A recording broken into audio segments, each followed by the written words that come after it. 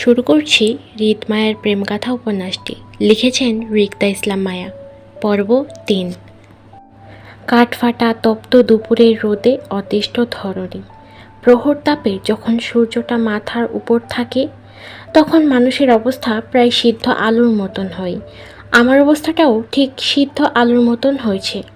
হুম, আমার একার অবস্থা নয়, বরং অনুষ্ঠানে উপস্থিত প্রায় অধিকাংশ ছাত্রছাত্রীর অবস্থা এই মুহূর্তে সিদ্ধ আলুর মতন।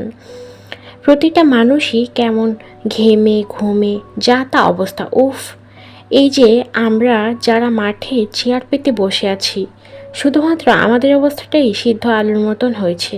বাকিরা সবাই ভালোই আছে। স্টেজের বিশেষ অতিথিবৃন্দের জন্য বিশেষ যান্ত্রিক ফ্যানের ব্যবস্থা তোড়জোড়ভাবে করা থাকলেও মাঠের আসনে বসা শিক্ষার্থীবৃন্দের জন্য তেমন একটা যান্ত্রিক ফ্যানের অবস্থা ছিল না। যাও গুটি কয়েকটি ফ্যান রয়েছে, সেগুলো বেশ দূরে দূরে সেট করা, যার ফলে এই যান্ত্রিক ফ্যানের বাতাস যে কোথায় কার গায়ে লাগছে আল্লাহ জানে। আর এদিকে উফ, এই অতিষ্ঠ গরমে এবার সত্যি মেজাজ খারাপ হচ্ছে আমার। গরমে আমি সব সহ্য করতে পারি, কিন্তু পায়ের জ্বালা পোড়া সহ্য হয় না একদমই। বলতে গেলে প্রচণ্ড গরমে আমার বডিতে তেমন সমস্যা হয় না, কিন্তু পায়ে ভীষণ রকমের জ্বালা পোড়ার সমস্যা হয়, যা এখনও হচ্ছে। খোলা মাঠের মঞ্চের পেছনের সারিতে প্রথম চেয়ারটাতে বসেছিলাম আমি। আমার সাথে জুইয়ের সাথে আমাদের চট্টগ্রামের একটা নতুন বান্ধবী বসেছিল, নাম শ্রেয়া। তিনজনের হাতেই একটা করে রজনীগন্ধার ডালার সাথে গোলাপ ফুল বাঁধা তোড়া ছিল। অন্য হাতে ছিল খাতার শক্তপোক্ত উপরের কভার পেজটা, যেটা দিয়ে নিজেদের অনবরত বাতাস করছিলাম গরম থেকে বাঁচার জন্য। আর স্টেজে বসা অতিথিবৃন্দের একের পর এক ভাষণ শুনে শেষ করছি। শরীরে গরম আর পেটে ক্ষুধা থাকতে মানবতার ভাষণে যতটা মনোযোগী হওয়া যায়, আমি ঠিক এই মুহূর্তে ততটাই মনোযোগী ছিলাম সংশ্লিষ্ট ভাষণে, যার জন্য প্রায় ঘাড় এদিক সেদিক ঘুরিয়ে রাস্তা খুঁজছিলাম এখান থেকে উঠে যাওয়ার। আমার চেষ্টা বরাবরই ব্যর্থ হচ্ছিল চারপাশে সিনিয়রের প্রহরীদারির জন্য। ব্যর্থতা আর অমনোযোগিতায় ফের চোখ ঘুরালাম স্টেজের দিকে। সারিবদ্ধভাবে সকলেই বসা সেখানে। আমাদের বিশেষ অতিথিবৃন্দরাও রয়েছে সেখানে। প্রিন্সিপাল স্যার, আরাফ খান, নিহাল খান, রিত খান সবাই আছে একের পর এক বসা অবস্থায়। ইতোমধ্যে আমি সবার নামটাও জেনে নিয়েছি শ্রেয়া থেকে।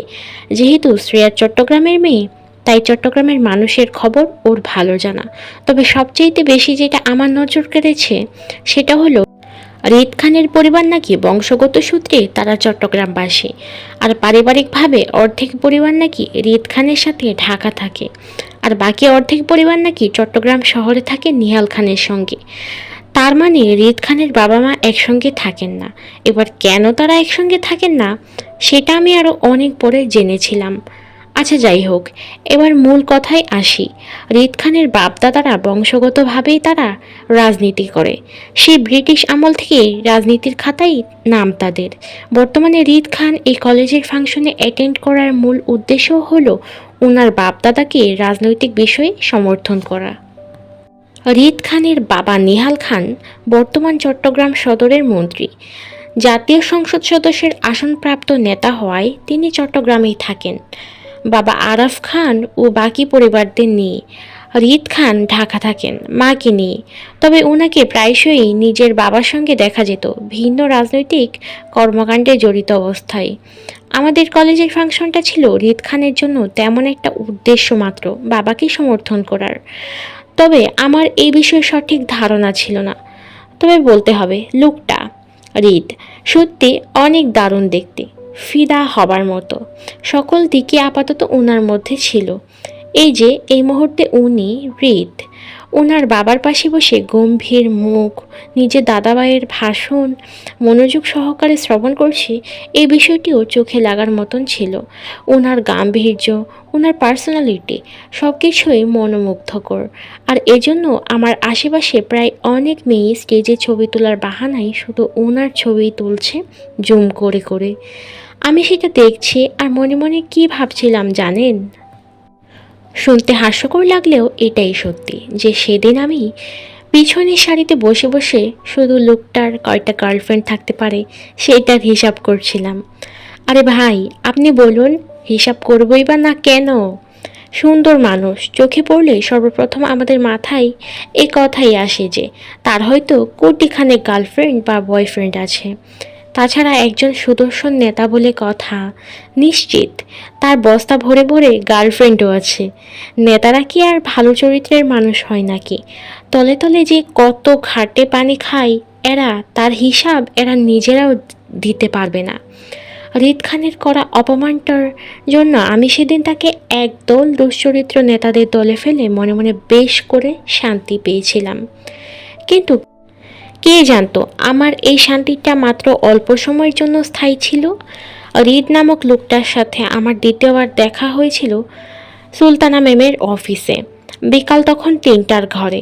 সম্পূর্ণ অনুষ্ঠান শেষ করে আমি গিয়েছিলাম ম্যামের কাছে আমার ব্যাগ আর আরিফ ভাইয়ার ফোন ফিরিয়ে আনতে, যেটা আমি তখন তাড়াহুড়োই ভুলে এসেছিলাম ম্যামের কাছে। জুই আমার জন্য কলেজ গেটে অপেক্ষা করছিল শ্রেয়ার সাথে। বাকি স্টুডেন্টরা যে যার মতো করে বাসায় ফিরে যাচ্ছিল, আমরাও চলে যাব। কিন্তু ব্যাগের জন্য পুনরায় ফিরে আসতে হয়েছে আমাকে সুলতানা ম্যামের কাছে। দরজার বাহিরে দাঁড়িয়ে ম্যামের কাছ থেকে পারমিশন নিয়ে ভিতরে ঢুকতেই হতভম্ব হয়ে যাই আমি। এতক্ষণ যাও একটু সাহস ছিল মনে, এখন পুরোপুরি নার্ভাস আর চুপসে যাই কক্ষে ভিতর রিদ খানের উপস্থিতি দেখে। প্রচণ্ড হাঁসফাঁস করে চোখ তুলে রুমের উপস্থিত 3টা মানুষকেই দেখে নিই। রিদ খান ল্যাপটপের সম্মুখে বসে কিছু একটা দেখছেন, আর ওনার পাশে দাঁড়িয়ে থাকা লোকটা রিদ খানকে ল্যাপটপের স্ক্রিনে কিছু একটা দেখতে সাহায্য করছে বুঝি বুঝি বলে।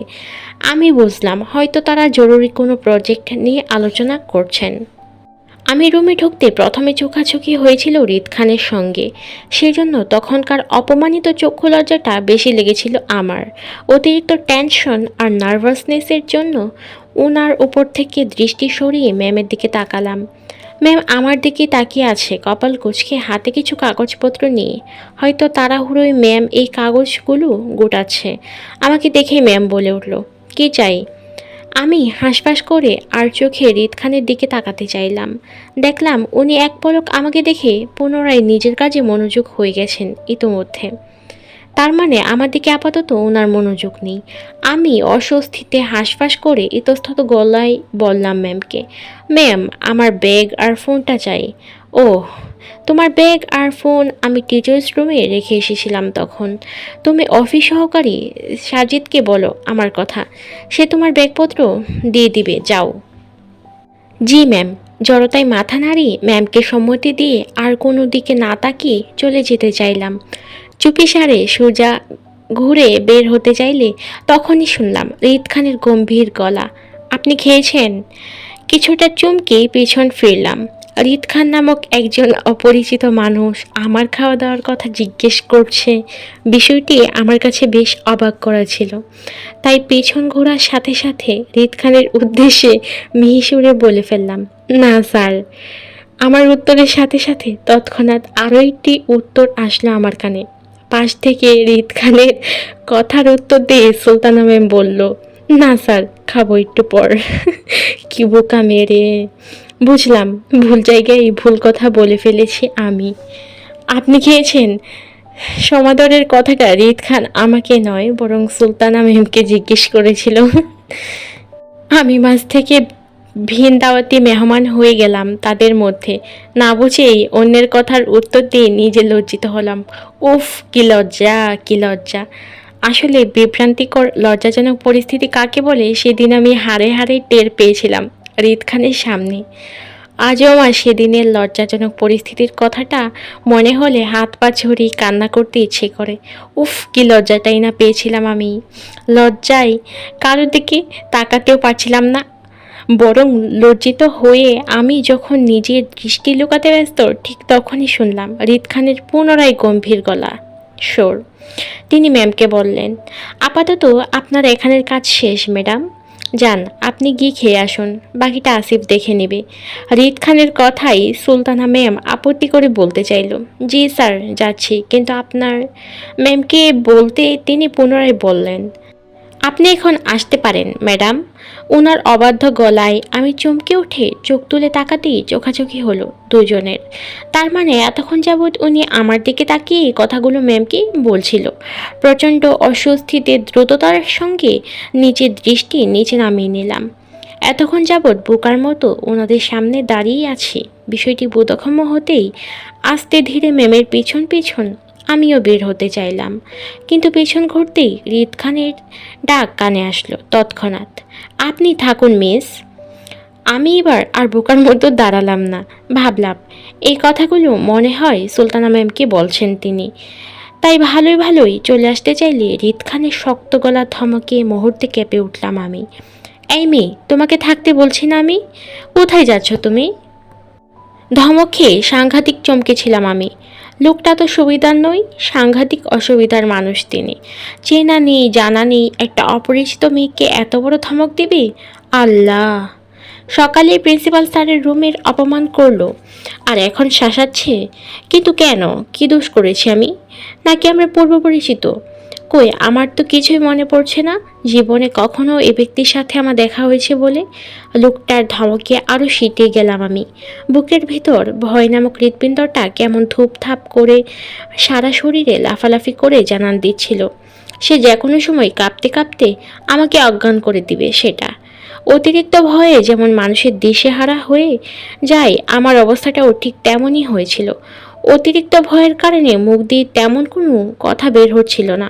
হাত পা ঠান্ডা অনুভব করছিলাম, গলা দিয়ে তেমন কথা বলার জোর পাচ্ছিলাম না নার্ভাসনেসের জন্য। তারপরও নিভে যাওয়া গলায় একটু করে পেছন ফিরে ঘুরে বলেছিলাম, জি আমাকে। তৎক্ষণাৎ শক্ত গলার উত্তর আসলো ওনার, ইয়েস ইউ, কাম হিয়ার, এদিকে আসো। ছেড়ে রাখা শাড়ির আঁচলটা একটু চেপে ধরে নত মস্তিষ্কে 2 কদম এগিয়ে ওনার রিদ সম্মুখে দাঁড়াতেই উনি বললেন, পিছনের সারিতে বসার মতো কি পড়াশোনাতেও পিছিয়ে আছেন নাকি আপনি? চমকে উঠে লোকটার দিকে তাকালাম ভাষা ভাষার চোখে। শুধু চমকেছি বললে ভুল হবে, ভীষণভাবে হতবাক হয়েছিলাম আমি। এত মানুষের ভিড়ে কি লোকটা আমাকে লক্ষ্য করেছিল? যা আমি কোথায় বসেছিলাম দেখতে পেয়েছিল? আমি পিছনের সারিতে বসেছিলাম সেটা অবশ্যই দেখতে পেয়েছেন। না দেখতে পেলে এই মুহূর্তে কি করে আমাকে খোঁজা দিত? আমার পিছনে বসা নেই। আমার হতবাক চেহারার দিকে তাকিয়ে উনি ফের প্রশ্ন করলেন আমাকে, মিস আর মিসেস? ওনার কথার মানে বুঝতে না পেরে অবুঝ গলায় বললাম, ম্যারিড আর আনম্যারিড? জি আনম্যারিড, মানে সিঙ্গেল। ওনার কুচকানো কপালের দিকে তাকিয়ে বসলাম। আমার কথাটা ওনার মন মতো হয়নি, হয়তো অন্য কোনো উত্তরের প্রত্যাশা করছিল এমন টাইপ হবে। আমি ওনার দৃষ্টিতে মাথা নাড়িয়ে সম্মতি দিয়ে জানাই, আমার কথাই উনি চেয়ার ছেড়ে উঠে দাঁড়ালেন। পাশের লোকটাকে ডিঙিয়ে আমার সম্মুখে এসে দাঁড়ালেন, টেবিলের সঙ্গে ঠেস দিয়ে আক্রোশে হিয়ালে গলায় বললেন, আজকাল বিবাহিত অবিবাহিত মেয়েদের চেনার উপায় নেই, সবাইকে দেখতে কেমন একই রকম লাগে। এই জন্য আজকালকার মেয়েগুলা সহজেই মিথ্যা বলে নিজেদের সিঙ্গেল দাবি করতে পারে, তাই না? আচ্ছা যাই হোক সেসব কথা। আপনি নিশ্চয়ই অবিবাহিত সিঙ্গেল নারী হবেন, আর আমাকেও সত্যি বলছেন, এটা আমি বিশ্বাস করি। তবে আমার মিঙ্গেল প্রতারক একজন বিবাহিতা মহিলাকে চাই। আপনি সে নন, তাই আমার আপনার প্রয়োজন নেই। আপনি আসুন। লোকটার পরপর কথাই হা হয়ে গেলাম আমি। সবগুলো কথাই কেমন মাথার উপর দিয়ে গেল। ছেলেরা অবিবাহিত সিঙ্গেল মেয়ে খুঁজে নিজের জন্য, আর এই লোক বিবাহিত মিঙ্গেল মহিলা খুঁজছে নিজের জন্য পরকিয়া করতে। ছি, কি খারাপ লোক! পরকিয়া করার জন্য শেষে কিনা বিবাহিত মহিলাদের খোঁজ করছে। ছি, এত রুচি খারাপ নেতাদের হয়! প্রচণ্ড ঘৃণায় গা শিরশির করে ওঠে আমার। যাও, লোকটার উপর চোখের দেখায় ভালো লেগেছিল, কিন্তু লোকটার রুচি সম্পর্কে জেনে ততটাই গা ঘিন ঘিন করে ওঠে অরুচিতে। লোকটার চরিত্র খারাপ, এই কথাটি সর্বপ্রথম আমার মস্তিষ্কে সেদিন ঢুকেছিল। রিদ খানের বিরুদ্ধে হওয়ার কথা ছিল। আমার জীবনটা কোনো নাটক বা সিনেমার কাহিনী ছিল না যে নায়িকাদের মতো নাটক করে ভনিতা করে সব কিছু উড়িয়ে দিব। বরং আমি ওনার কথাগুলো বাস্তব ভিত্তিতে নিয়েছিলাম। হঠাৎ দেখা হওয়া রিদ খানের পরপর কথাগুলো আমার কাছে বেশ অন্যরকম লেগেছিল। বাস্তবে আমাদের সাথে কোনো পুরুষের যদি হঠাৎ দেখায় এমনভাবে কথা বলে, তাহলে আমরা তার সম্পর্কে ঠিক দুটো ধারণা করি। এক, হয়তো সামনের লোকটা পাগল, নয়তো তার ক্যারেক্টারের সমস্যা আছে। আমার ক্ষেত্রেও তাই হয়েছিল। রিদ খানকে পাগল বলার প্রশ্ন ওঠে না, কারণ রিদ খানকে অত্যন্ত ঠান্ডা মাথায় সব কিছু হ্যান্ডেল করতে দেখেছিলাম আমি। তাই দ্বিতীয় কারণটাই আমার মস্তিষ্কে গেঁথে গিয়েছিল রিদ খানকে নিয়ে। আমি যখন রিদ খানের ক্যারেক্টার নিয়ে চিন্তা ভাবনায় বিভোর ছিলাম, ঠিক তখনই আমার ধ্যান ভাঙে আবারও ওনার প্রশ্ন, নাম কি? লোকটার হঠাৎ প্রশ্নে আবারও অবাক হয়েছিলাম, কারণ ওনার সামনেই তো সকালে ওনার দাদাভাইকে আমি আমার নামটা বলেছিলাম। তখন কি উনি শুনতে পাইনি আমার নামটা? নাকি শুনেও এখন নাটক করছে আমার সাথে? জি, আমার। আপনার কি মনে হয় আমার নাম আপনার কাছ থেকে জানতে চাইবো? লোকটার তেরামি কথাই বুঝলাম রিদ খান মোটেও সহজ মানুষ নয়। আমার মতন অপরিচিত মানুষের সাথে যদি তার এত তেরামো হয়, তাহলে পরিচিত মানুষদের সাথে এই লোক কতটা তেরামি করে আল্লাহ জানে। এত তেরামি করার জন্য এই লোকের একটা গার্লফ্রেন্ডও ঠিক ঠিকেছে কি না কে জানে। তাছাড়া আমার মনে হয় লোকটা আমার নামটা জেনেও তেরামি করে আমার কাছে পুনরায় জিজ্ঞাসা করছে। এই জন্য আমিও রিদ খানকে পরীক্ষা করার জন্য মিথ্যা একটা নাম বলে ফেলি চট করেই, ইসরাত জাহান। নামটা বলেই ভয় ভয় নিয়ে তাকালাম ওনার দিকে। উনি মিথ্যা নাম বলার অপরাধ আবারও ধমক দিয়ে আমাকে সেই ভয়ে। কিন্তু না, লোকটা তেমন কিছুই করলো না, বরং স্বাভাবিক দৃষ্টিতে আমার দিকে তাকিয়ে থাকলো কিছুক্ষণ, যেন উনি কোনো কারণে হতাশ হলেন আমার এই উত্তরে। ওনার হতাশ হওয়া ফেসটা দেখে বুঝলাম উনি সত্যি সত্যি আমার সকালে বলা নামটা উনি শুনেননি। হয়তো কাজের মাঝে ছিল বলে আমার নামটা লক্ষ্য করেননি তখন। এই জন্যই হয়তো পুনরায় আমার কাছে নামটা শুনে শিওর হতে চেয়েছিল কোনো কিছু নিয়ে। কিন্তু আমি ওনাকে পরীক্ষা করতে গিয়ে ভুল নাম বলে ফেললাম।